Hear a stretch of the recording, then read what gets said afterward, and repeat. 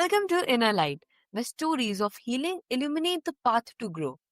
Today's guest, Andrew Drasen, is the author of A Vision of Hope, a memoir and framework that shows recovery isn't the finish line, but the starting point for purposeful living. Through his own journey with addiction, trauma, and loss, Andrew developed a 90-day program to help people move from survival into resilience, clarity, and authentic direction.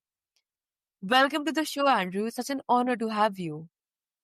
Thanks for having me. I appreciate you having me on. So, you often say everyone has something to recover from. What do you exactly mean by that? So with my program, it doesn't really geared specifically towards addiction. What I mean by everyone has something to recover from, I mean, that could be the loss of a loved one, the loss of a dream, being stuck in a life that you didn't imagine for yourself, childhood trauma, abuse. I mean, we all have trauma in our past that we need to kind of reconcile in order to have the traits that we like to have and to live a life of meaning. With the program, it's kind of broken up into different sections. Like the first is looking back at childhood and, your family life, the things that influenced you into becoming who you were. Then it's looking inward and identifying your strengths, your weaknesses, your goals. There are visualization techniques where you visualize what you want your ideal life to look like. Then it's creating an action plan and breaking those goals down into more manageable steps and then putting deadlines on them. There have actually been a couple of studies, one by Harvard, I forget who the other one was by, that showed that people who wrote down their goals and put a deadline for it were substantially more likely to achieve those goals. Then at the end, it kind of zooms out and looks at what kind of legacy do you want to leave? How do you want to be remembered? What impact do you want to have on your communities? So really, it's kind of for anyone. If you're looking for some direction and growth and personal progression, that's really who it's intended for. Yeah, makes sense. And how does broadening the definition of recovery change the way people view themselves? Well, I think especially with addiction, there's a lot of stigma, especially with drug addiction. So I feel like there's a lot of shame that comes with that, as opposed to a lot of other addictions, as opposed to even alcoholism, gambling addiction, sex addiction, shopping addiction. Those are all kind of viewed in a different light. So I feel like if we were to kind of change the narrative around drug addiction and view it more in a mental health aspect as opposed to a criminality issue, that would help people seek out help more. I think if we could kind of reframe that narrative, then people would be much less likely to kind of suffer in silence. Yes, that's so refreshing because it reminds us that recovery is universal, not limited to labels. Yeah, absolutely. And we're all on a path of growth and healing. I mean, that's the journey of life.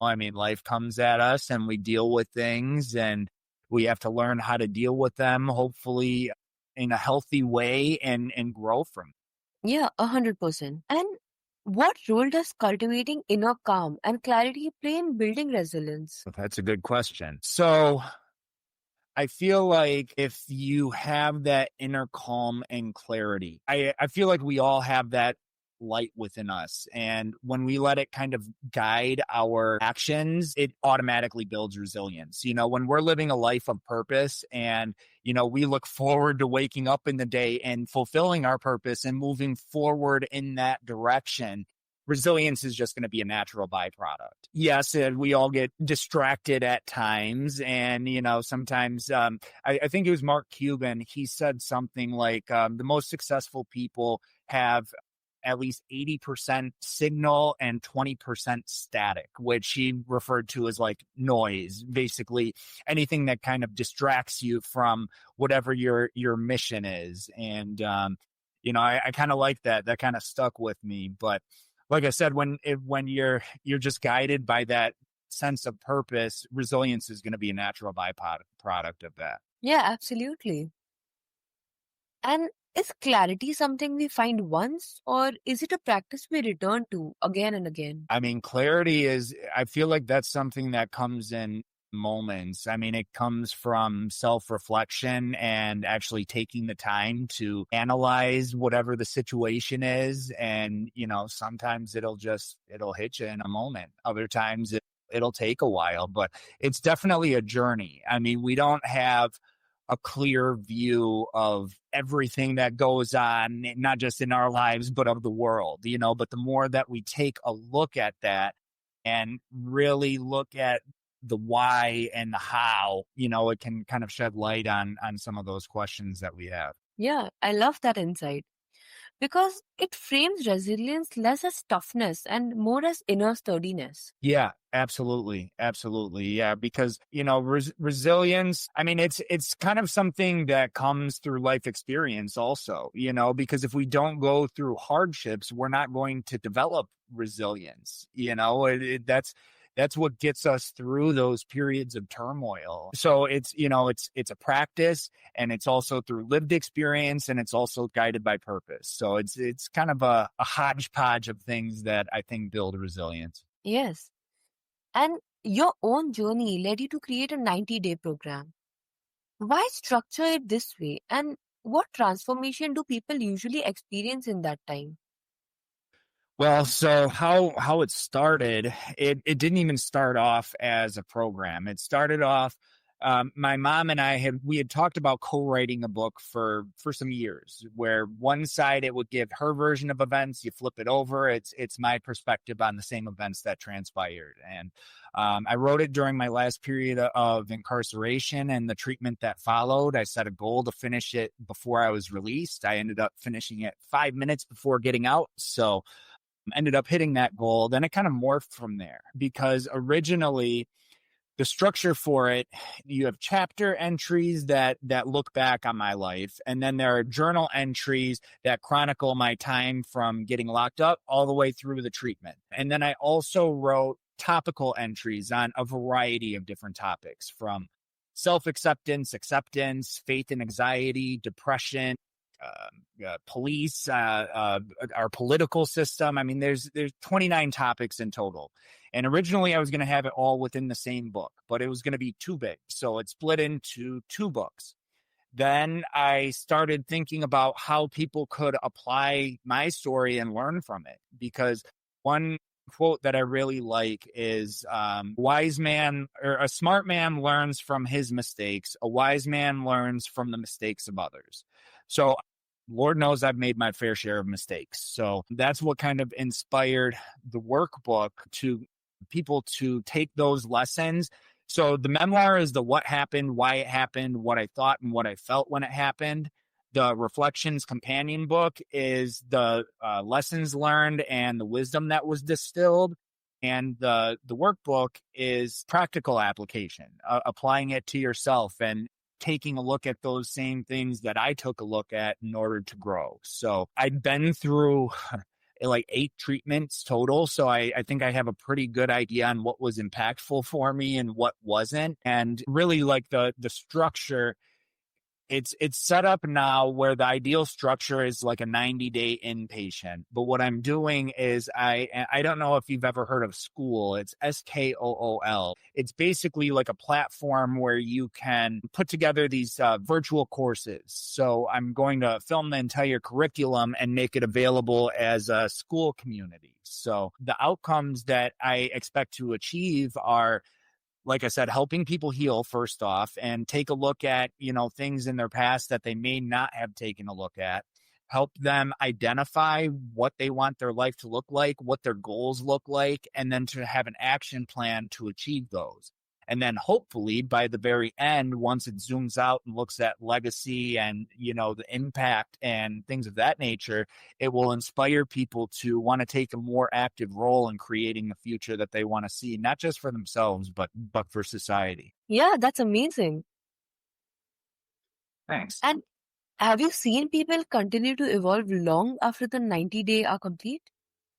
So everything's still in kind of beta mode right now. The books don't drop until December and the books are part of the curriculum. So currently I'm in talks with some reentry groups out of Massachusetts and Oregon. I'm in talks with the Department of Corrections in the state of Missouri. So there's been a lot of early traction. Like I said, I'm kind of starting with the venues that make the most sense for the program that I've built, which would be, considering the current structure is for a 90-day inpatient, that would be like Department of Corrections and folks who are already incarcerated.